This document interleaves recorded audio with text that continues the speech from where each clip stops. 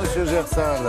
Il est à peine installé, on a l'impression qu'il rouspète déjà. C'est dingue, à côté de la bonne humeur. Ah oui. Dana qui va qui va nous emmener sur le chantier des Francopholies. Oui. Chantier, c'est pas un chantier de construction, on est d'accord. Enfin, finalement... Si, finalement. Oui, on construit l'avenir. On construit l'avenir musical français, exactement. Le mythique Festival des Francopholies de La Rochelle démarre ce soir. C'est un festival trentenaire qui met à l'honneur la musique en effet francophone. Mais ce qu'on sait moins, c'est que toute l'année se déploie le fameux chantier des Franco dont vous parliez, qui accueille les projets naissants les plus prometteurs et qui met un dispositif à leur disposition complètement incroyable. C'est-à-dire que c'est un vrai accélérateur de talent. Les As, Juliette Armanet, Cali, Christine Anco sont tous passés par là au moment où on ne connaissait pas encore leur nom. C'est vraiment une équipe de professionnels de la scène, technique, du son, qui se mettent à leur disposition. Nulle part ailleurs, on a un niveau d'attention apporté aux jeunes projets de la musique française. C'est une équipe en or qui, elle, n'existe que depuis 20 ans, que depuis 20 ans, 30 ans, contre 30 ans pour le festival. Lui, alors évidemment, sur la scène, les scènes des Francopholies, vous allez retrouver tous les grands noms. Là, la programmation est complètement dingue, je ne sais même pas par où commencer. Gersal, Reinhardt. Gersal. Allez. Bon, pardon, non, il y aura M, Jean-Louis Aubert, Ayam, Aya Nakamura. Belle affiche, comme chaque année. Très, très belle affiche aux Francopholies. Mais moi, je vous emmène donc. On est allé à La Rochelle, en pleine tempête. C'était super beau. C'est vrai que c'est beau aussi. Et on a vu toute l'attention portée donc à ces jeunes talents pour accélérer leur talent. Vous allez voir.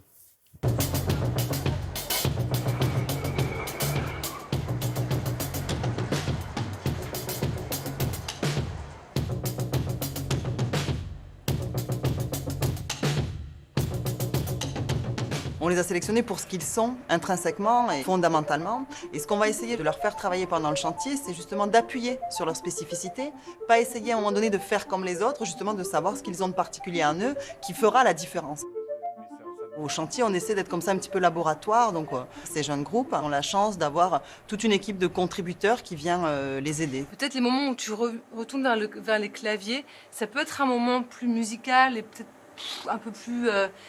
danse au niveau du corps aussi.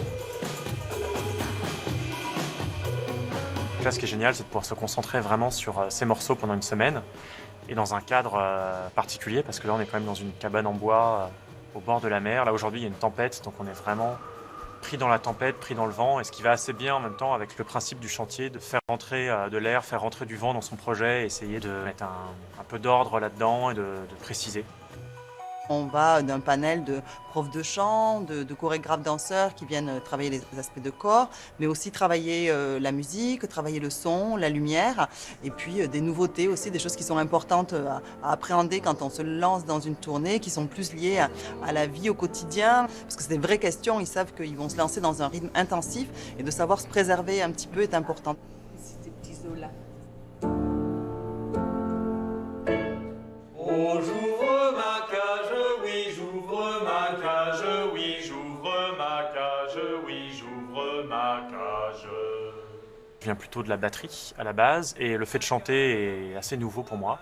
Et du coup, j'avais besoin vraiment de m'approprier cet outil. Maintenant, vraiment, la dimension plaisir a pris le pas sur la peur qui est toujours là, heureusement. Nous, on va essayer que sur le moment du festival, ces artistes avec lesquels on a travaillé puissent trouver leur public et puis que le public puisse les découvrir. Bienvenue dans le Théâtre Verdière. Un peu moins de 400 places et c'est des concerts assis. Ça, c'est votre job après de les faire se lever. Ah ouais, quand même. Bah, c'est votre boulot, hein, après. On met les mêmes équipes que vous avez au chantier en technique d'accueil ici. Donc ça veut dire qu'en fait, on essaie de faire un lien entre le travail qu'on a fait tout au long de l'année avec ces équipes et qu'elles soient ici dans ces lieux d'accueil des artistes du chantier. J'ai vu dans tes mains la promesse du jour qui vient. Et ce qui est chouette, c'est que la richesse des propositions qu'on a chaque année fait que on continue à être passionné par cette musique, par leur créativité, et ça se nourrit de façon vertueuse, quoi. Alors, est-ce que ce jeune-là, par exemple, qu'on a vu, on le verra aux Francopholies, on l'écoutera? Oui, oui, dès ce soir, Ouais. au Théâtre Verdière. Et c'est vraiment ça qui fait les carrières de ces artistes, c'est qu'en plus, ils bénéficient d'un réseau. Et surtout, quand on a le tampon... On a peut-être l'image, justement là, de ceux que vous évoquiez tout à l'heure, là, Ouais, de tous ouais, ces ouais. artistes. Tous ceux qui sont passés par là avant qu'on ne connaisse leur nom, oui, les As, Christine and the Queens, Incroyable. Cali, Voilà. qu'est-ce que Juliette Armanet, tous sont passés entre les mains de ces Il doit y professionnels. avoir énormément de candidats hein, Il y en pour a ce pas chantier. mal. Oui, Ouais. cette année, il y en avait 560 Ah. et seulement 15 élus et une équipe de repéreurs 15 qui rigole pas du tout. Il faut Non, à la fois être tout jeune et déjà de C'est un qualité. métier, madame, c'est un métier, Tout c'est à du fait. travail. Tout et à vous fait, le ma savez bonne mieux dame. que n'importe qui d'autre. Merci beaucoup.